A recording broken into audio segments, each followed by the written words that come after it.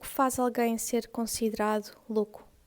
Será a sua condição mental ou será realmente a desarticulação com os valores morais da sociedade vigente, onde a normatividade reina e qualquer componente que desvirtua as linhas que nos guiam seja considerada perigosa, tendo de ser constrangida para não interferir na ordem social? Mas, e quando é essa mesma ordem social, rígida, homogénea, aquela que amplifica a condição mental anormal, nomeando o que é ou não insano? Olá, estamos aqui de novo no Booksteps. O meu nome é Catarina e hoje vamos falar de Coisas de Loucos, de Catarina Gomes. Este é um livro de não ficção e, no fundo, esta autora, ela é autora de vários livros, incluindo sobre a guerra colonial, foi jornalista, se é que não é jornalista, e, portanto, é uma mulher muito ligada à investigação das pessoas.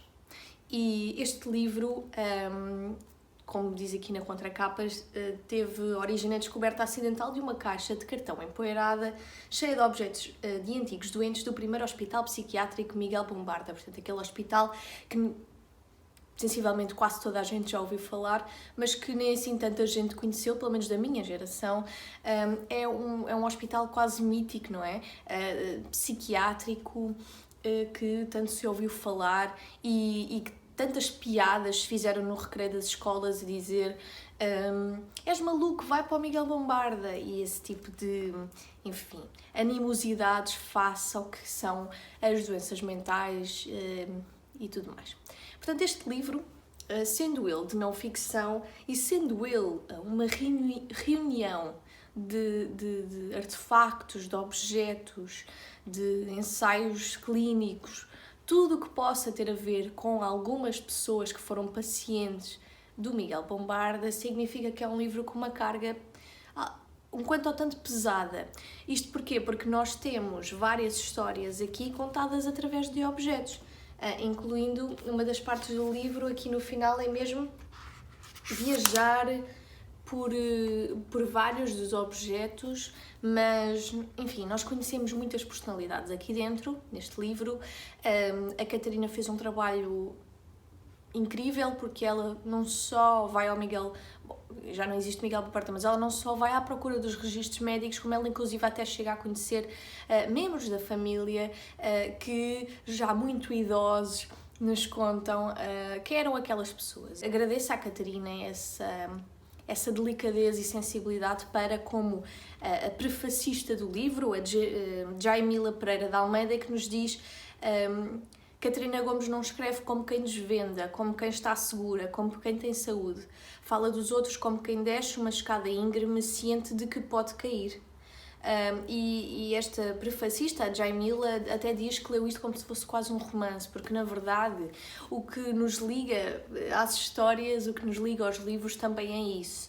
É o espelho de muitas vidas, de muitos contextos, de muitas interconexões.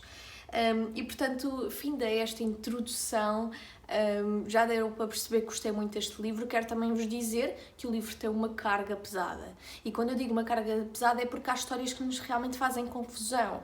Saber que há um século, eu nasci no século passado, quer queiramos, quer não, faz no finalzinho, mas faz confusão saber que estas pessoas passaram por estas situações, e portanto este livro não é uma leitura de ânimo leve e quero só avisar isso. E antes de passarmos assim para falarmos um bocadinho também do contexto da saúde mental a nível internacional, eu queria só dizer que eu deparei-me com uma investigação de 2018 do Instituto de Ciências Sociais da Universidade de Lisboa, que analisou um contexto dos mass media, não é?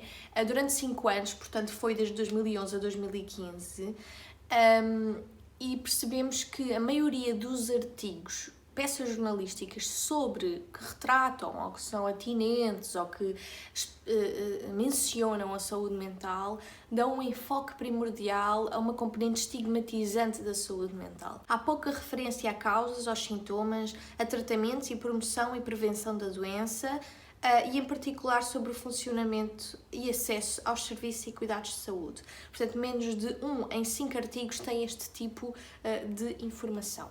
E eu queria dizer isto logo para a abertura, para que já saibamos aqui qual é a nossa base tão importante deste vídeo, que é nós temos de combater a iliteracia quanto à saúde mental, e para isso nós não podemos esperar que sejam os mídia a tomar essa iniciativa. E, portanto, nem mesmo os governos. E, portanto, temos de começar a falar sobre isto em comunidade. Bom, então, o que é isto da saúde mental? Qual é a história da saúde mental que permeia as páginas deste livro? Se nós remontarmos a Platão, nós vemos que havia dois grandes tipos de loucura. Um ligado à parte humana, portanto, aqueles devaneios, e outro ligado à parte divina, a componente divina da vida, que aí já trazia uma componente de sabedoria. Para os gregos, podemos dizer que ali nesta altura de Platão havia uma ligação estreita entre a mania, não é? A loucura e o saber.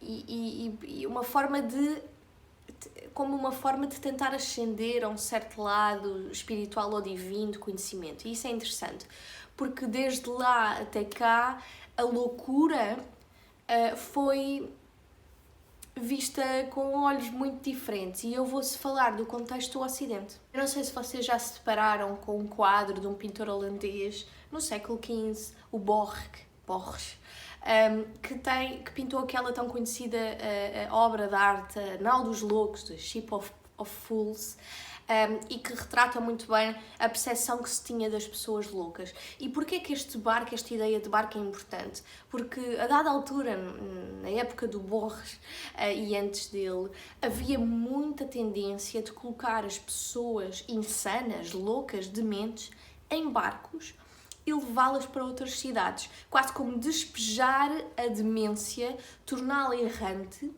e tirá-la das paredes que circundavam certa área territorial, certo país, certo estado. E portanto há aqui quase como, nesta altura, uma comercialização, quase como um mercado de pessoas dementes a serem despejadas em polos diferentes de onde vieram. E isto, reparem que é muito o que se fazia também com algumas doenças, não é? Quando havia... não digo epidemias, como nós a conhecemos se calhar hoje, mas quando havia focos de infecção e tudo mais, também estas pessoas eram segregadas face à restante sociedade, não é? Para não infectar as outras pessoas. E eu penso que tenha muito a ver com isso, com essa ideia de doença, porque a loucura, ela não só destabilizava aquelas sociedades, não é? Mas que também havia um certo medo que fosse contagioso. Mas depois também vemos que ali com a passagem para os séculos XVI e XVII, a loucura já começa a ser interpretada de formas diferentes, normalmente por causa dos movimentos literários também, e até com figuras como o Cervantes, que escreveu Dom Quixote, ou o Shakespeare, e que traz esta ideia mais de ilusão em relação à figura da loucura. Não digo uma romantização da loucura, mas digo uma aceitação para, se calhar, uma elite intelectual da forma como se viam os loucos. Porém, a restante sociedade continuava a pensar um pouco o mesmo, não é? Que a pessoa louca tinha de ser posta fora, afastada, porque era considerada uma vagabunda, uma demente, enquadrada no mesmo círculo daquelas pessoas desviantes, que contrastavam com a ordem pública. Mas se eu vos disser que vocês têm um livro que é o Foucault escreveu a história da loucura, Madness, nesse livro o Foucault diz-nos que a história da loucura começa na aurora renascentista com a lepra. Os leprosos, eles inauguraram o que nós hoje, mais tarde se veio a ver relativamente à loucura, não é? À doença mental. Os leprosos eram enclausurados, os leprosos eram excomungados, eram excluídos e eram colocados no avesso da sociedade. E, portanto, portanto, essa estrutura de enclausuramento manteve-se nos mesmos moldes depois, mais tarde, para o que hoje se chama doenças mentais. E, portanto, é muito engraçado que Michel Foucault, ele diz isso, que a história da loucura começa efetivamente com a lepra. E não nos podemos esquecer que antes do século XVII, ali por volta do século XVII, nós tínhamos muito aquela ideia de, como eu vos disse, da loucura enquanto pessoas errantes, que faziam parte daqueles espetáculos bizarros, com deformidades, em que vinham os loucos e como vocês podem calcular aqui, não havia uma distinção entre o que era uma pessoa com uma doença mental, com um distúrbio, ou só com uma deformidade. Portanto, era tudo enquadrado no mesmo saco, e esta ideia acompanhava muito a sociedade como algo que tinha de ser, era um espetáculo, estas pessoas eram um espetáculo. E aqui surge então a ideia do grande enclausuramento, como o Foucault falou.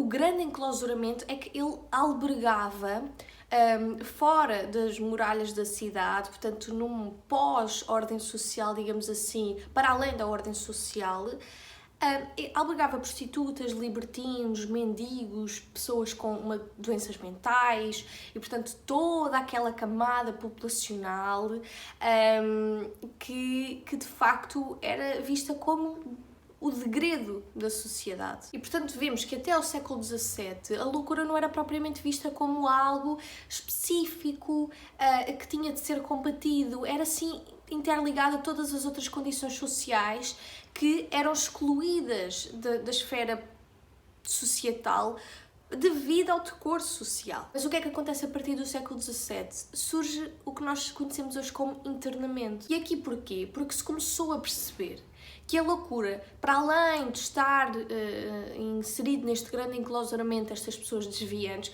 também tinha uma relação muito específica com a falta de produtividade, com a pobreza, não é? Com o declínio de dignidade da pessoa e tudo mais, porque não havia forma de combater e não havia forma de prevenir e não havia forma de ajudar, e então começa-se a ligar muito a pessoa com alguma doença mental à pobreza, ao declínio, ao degredo, e portanto o internamento surge aqui no século XVII. Só que estes internamentos não são o que nós conhecemos hoje, ou mesmo o que veio a acontecer no século XIX, que aí foi mesmo a institucionalização.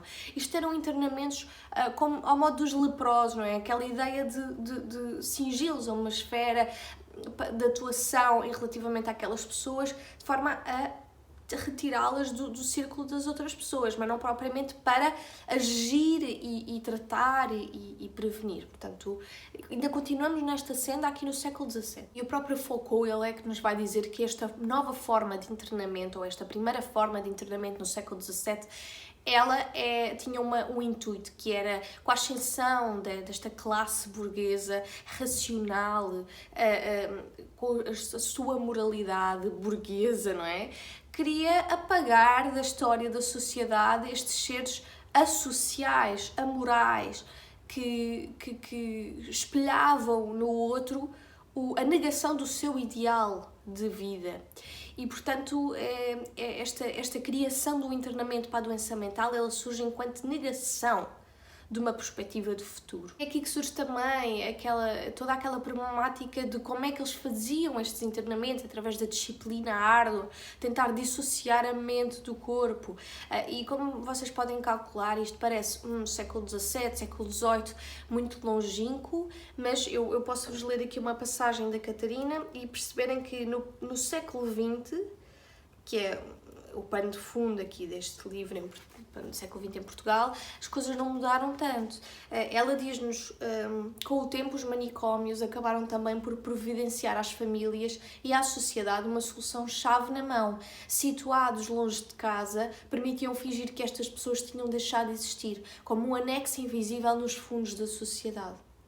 E, portanto, sim, há muito esta temática que acompanha a história dos loucos, não é? Durante os séculos. E, portanto, há certas componentes que ficam independentemente da evolução ou dos tratamentos ou mesmo da forma de internar. É que nós depois temos a institucionalização das pessoas com doenças mentais, e que eu vou designá-las loucas porque é como está no livro e é como no fundo o Foucault também fala, porque a loucura era vista como um conjunto de quase ambíguo de características.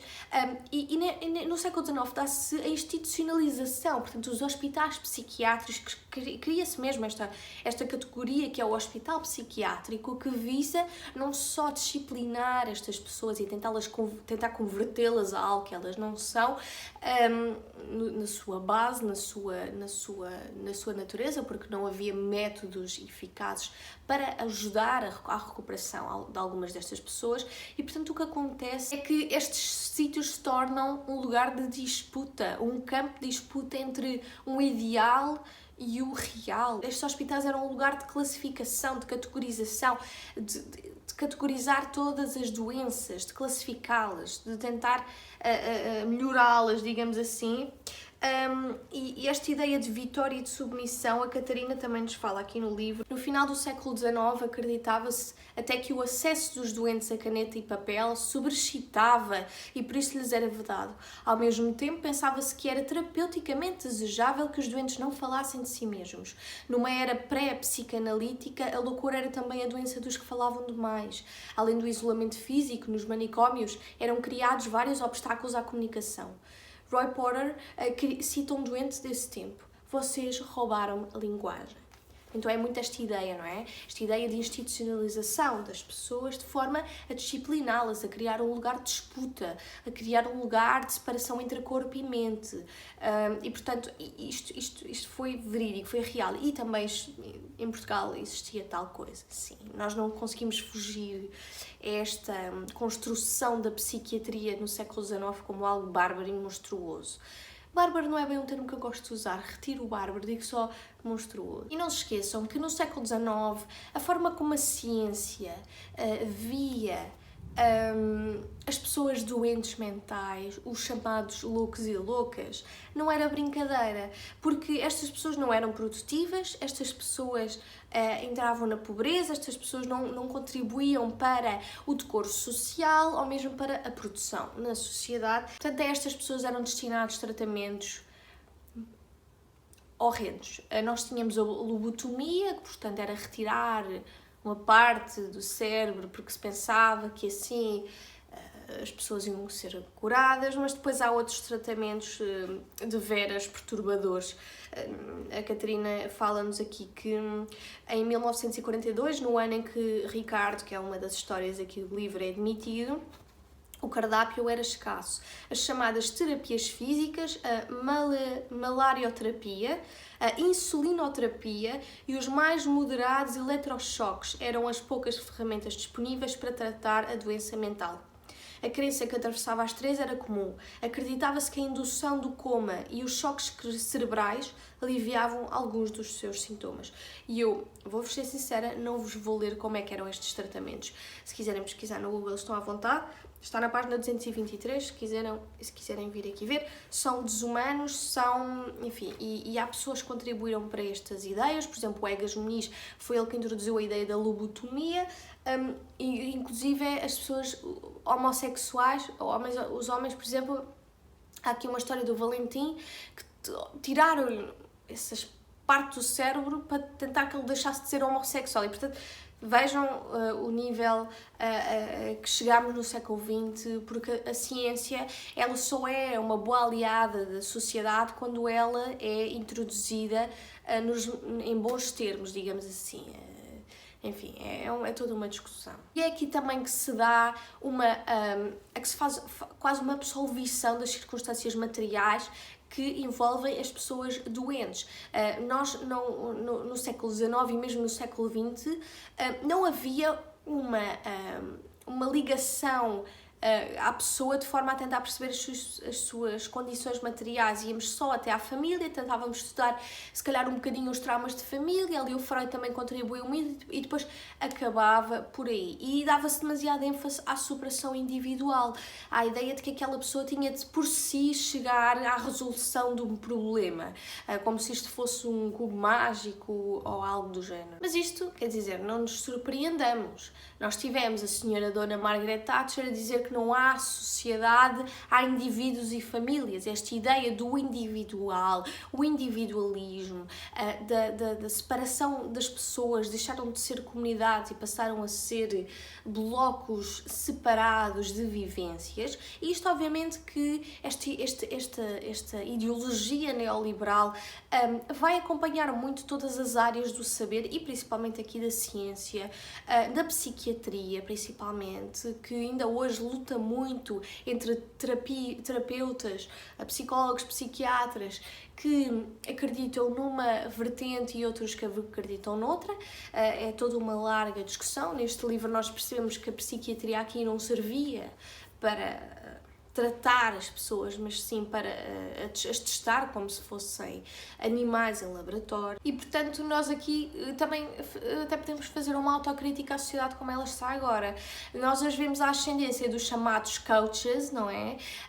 Que, no fundo, estão a pegar nessas práticas, pegam na ideia individualista e idealista de que a pessoa consegue uma superação sozinha e abstraem-se das condições materiais, como as socioeconómicas e mesmo mentais e o que seja da pessoa, sem um estudo intensivo na área da psicologia ou da psiquiatria, dão resoluções imediatas num modelo de fast food, digamos assim, de fast thinking, que tem muito a ver com isso. Tu consegues, tu chegas lá sozinho, só tens o poder está em ti.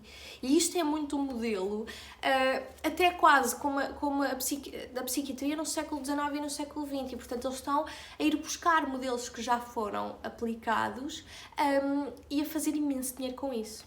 E portanto, fica aqui a nota. Pronto, e também há críticas que se podem fazer aqui em relação, e muito disto se vê aqui no livro da Catarina Gomes, como por exemplo um doente que gostava muito de desenhar e de pintar e tinha bastante jeito, será que se chamava Ricardo? Agora já não me recordo tão bem. Era o Ricardo. E o Ricardo tinha muito jeito para as artes e se pudesse ter sido exposto ao mundo artístico, se pudesse ter tido educação nessa área, poderia ter sido um grande pintor. Inclusive ele depois até foi homenageado pela Gulbenkian por muito tempo após a sua morte. Mas pessoas como o Ricardo desenhavam e os médicos já aqui no século XX já nem olhavam para os desenhos de forma a analisar a doença mental. Já era... Ele não faz nada, não tem ocupação. E a Catarina Gomes, eu acho que a única vez que eu notei um tom pouco neutral em relação a alguém aqui no livro foi em relação aqui especialmente ao Ricardo, quando ela ironicamente faz um comentário, não sabia que desenhar era uma não ocupação e portanto notamos essa raiva que a Catarina tem, porque nós todos e todas temos, de que os médicos realmente se colocavam num pedestal. Eu digo médicos num tom abrangente, não é? Os psiquiatras, os psicólogos, se colocavam num tom de razão, num tom de distância, numa dinâmica de poder cuja balança estava muito desequilibrada, e isto é um grande problema no universo da terapia, no universo da psiquiatria, é que nós temos uma pessoa que altivamente, com os seus cursos todos, ouve outra pessoa a falar e projeta nela os seus ideais, os seus pensamentos, porque não há como não o fazer. E há sempre uma relação de poder que não está, enfim, balançado equitativamente. Obviamente que isto difere de terapia para terapia, de sessão terapia, de psiquiatria e tudo mais, nem toda a gente é assim, mas eu numa das minhas pesquisas que eu estava a fazer em relação a esta ideia de poder do psiquiatra em relação ao doente, vi que no Reino Unido há muitas queixas, porque lá se fazem estudos em relação a estas coisas, aqui não se fazem, muitas queixas relativamente ao abuso de poder nas sessões de psicólogos e psiquiatras, de manipulação psicológica, às vezes física, mas muitas vezes dessa instrumentalização da vulnerabilidade para atacar, para se sentir superior.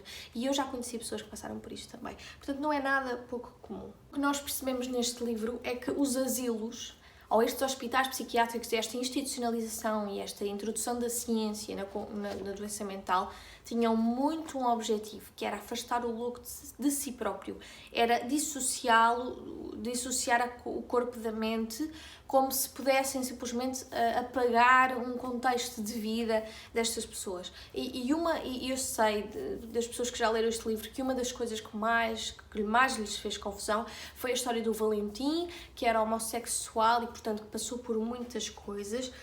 E nós temos aqui a página 161.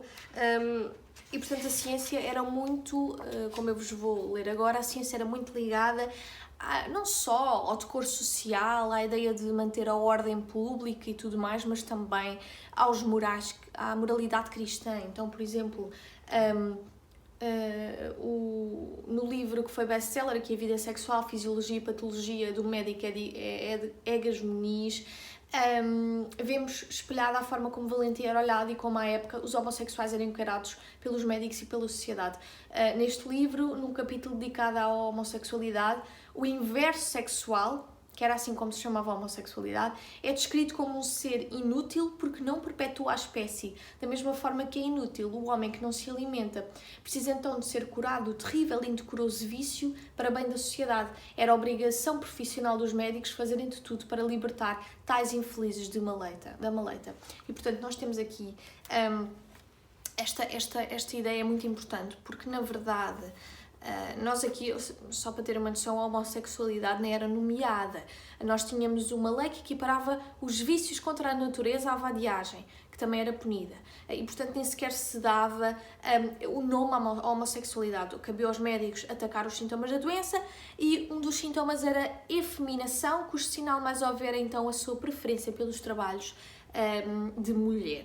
Então tentaram curar o Valentim e tantos outros. E o que é que eu vos quero dizer quanto a isto? Esta ideia de não perpetuar a espécie, isto tem muito a ver com a nossa herança cristã. E tem a ver, porque é que a Igreja Católica sempre foi tão contra a homossexualidade. Primeiro porque é um espelho de si própria, basta ver a pedofilia e os padres, mas não só isso, mas também porque ela é contra a natura, segundo uma ordem que é a favor da relação sexual como para perpetuar espécies e, portanto, se para a Igreja Católica é contra a natura não perpetuar a espécie dentro de um casal. E a ciência era muito aliada à religiosidade e, portanto, temos isto, ou seja, a ideia de um médico, a ideia da ciência, estes fatores não vieram na sociedade isentos de moralidade e, portanto, é isso que eu também vos quero dizer. Nós poderemos também ainda estar a viver muitas facetas disto e só daqui a 100 anos é que olharmos para trás e pensarmos, bolas, nós somos parvalhões. E, portanto, eu agora, para finalizar, queria dizer-vos que não se deve romantizar a terapia, portanto, esta ideia de que a psiquiatria é o salva todos e todas, porque, na verdade, nós temos de perceber que o terapeuta ou a terapeuta estabelece as linhas subjetivas que orientam cada sessão com o seu ou a sua doente. E isto significa que há sempre uma relação de poder desequilibrado. E apesar de haver ótimos psicólogos e psiquiatras, também há psicólogos e psiquiatras péssimos que fazem um desfavor, um desserviço ao mundo e, portanto, quero dizer que cuidado com a romantização da terapia, porque depois o que acontece é que há uma extensão dessas novas formas de terapia para os coaches e tudo mais, como se nós agora pudéssemos aplicar o que aprendemos com os erros do passado de forma leviana. É preciso ter cuidado. Outra coisa que eu vos queria dizer é que este livro vale muito a pena. Não só vale a pena porque nós, como a Jaimila, a prefacista deste livro, diz que muitas vezes parece que estamos a ler ficção, e é verdade. Havia momentos em que me perdia e pensava que estava a ler um livro de ficção e em outros sentia de novo que era verdade. É um livro extraordinário e portanto, não posso não recomendá-lo, não é? Aqui na contracapa até diz um livro que resgata do esquecimento a vida dos doentes de um hospital psiquiátrico abandonado. O hospital já não existe, estas pessoas já morreram, mas fica a memória histórica de todas elas. Queria-vos dizer que a Ordem dos Psicólogos, se vocês forem ver, foi agora em 2021, especialmente por causa da pandemia, mas todos os anos a Ordem dos Psicólogos, se não de 2 em 2 anos, fala disto, que é cuidado com a doença mental ser desconsiderada face às condições materiais das pessoas realmente e também em relação à pobreza especialmente. Portanto, as pessoas pobres têm menor acesso aos cuidados de saúde mental, têm menor literacia, menos literacia também em relação a estas questões, e são as que mais sofrem. Pessoas que entram na pobreza, pessoas que se perdem o trabalho, pessoas que estão em estatutos socioeconómicos mais vulneráveis são as que mais não é sofrem quantitativamente, mas há todo um contexto muito complicado em relação a elas. A doença mental não vê classe, mas a classe é uma grande componente quando analisamos a doença mental. E, portanto, queria deixar essa nota. A própria Catarina, aqui na página 58, diz isto.